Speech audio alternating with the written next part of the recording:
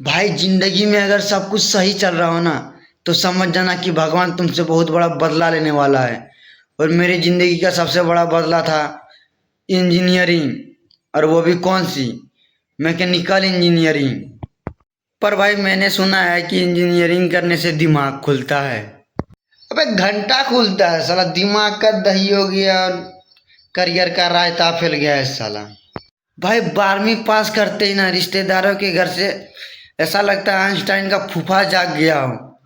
खुद चाहे सरकारी दफ्तर में नौकरी कर रहा हो पर ज्ञान ऐसे देते हैं ना जैसे लगता है नासा में डायरेक्टर हो। एक फूफा आए और बोले बेटा नीरज इंजीनियरिंग ले ले, एवरग्रीन फील्ड है और स्कोप भी बहुत अच्छा है।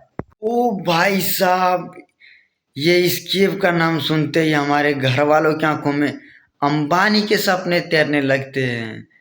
उन्हें लगता है कि अब हमारा बेटा बुगाटी का डिज़ाइन तैयार करेगा। पर किसी ने ये नहीं बताया कि स्कोप के चक्कर में जिंदगी के कब स्केप बटन दब गए पता ही नहीं चला। आप सुनो असली दर्द बे। हम मैकेनिकल और सिविल वालों के किस्मत में लड़की के नाम पर सिर्फ एक ही चीज़ होती है और वो वर्कशॉप की लेथ मशीन। सुनाओ सुनाओ, हम भी सुन ही लेते हैं, बेरोजगार हैं वे। पूरी क्लास में 60 लौंडे और 0 लड़कियां हैं। ऐसा लगता है लड़कों के हॉस्टल के अंदर क्लास लगा दी हो। भाई साहब, अगर पूरे कॉलेज के खिड़कियों कॉरिडोर में एक भी लड़की दिख जाए तो सारे लौंडे ऐसे खिड़की पर चढ़े जाते हैं जैसे कि जेल में परोल परोस रहा हो। और वहीं दूसरी तरफ होते हैं कंप्यूटर साइंस और आईटी वाले। भाई साहब, इनकी कॉलेज में लड़कियां ही लड़कियां होती है। पर इन सारे लौंडों को पूछो कोडिंग क्या होती है, इसे ये नहीं पता। कल मैंने सीएस वालों से एक सवाल पूछा, भाई सी प्लस और जावा में क्या फ़र्क है? तो वो बोला, भाई वो सेकंड रो में जो बैठी है ना पिंकी, उसका ग्रेड है।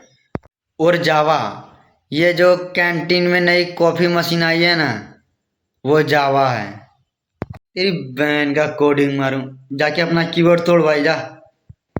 दुनिया का अगर सबसे खतरनाक प्राणी कोई है तो वो है इंजीनियर।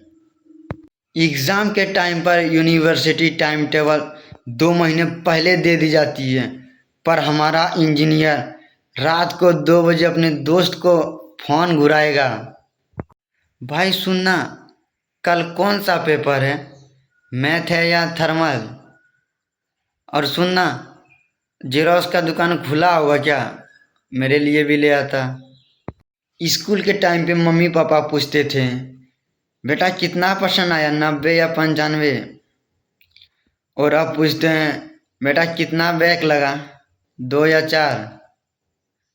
वैसे भी मम्मी पापा को आदत हो गई है, उसे भी पता है और क्लियर की उम्मीद अब तो नहीं रही। और इन सब के बीच में आएगा वो चश्मिश टॉपर जो हर चीज़ रट्टे मार के बोलेगा। उन्हें ये पूछो कि सुहागरात क्या होती है तो वो भी रट्टा मार के ही बोलेगा, it is defined a thermionic process where two bodies.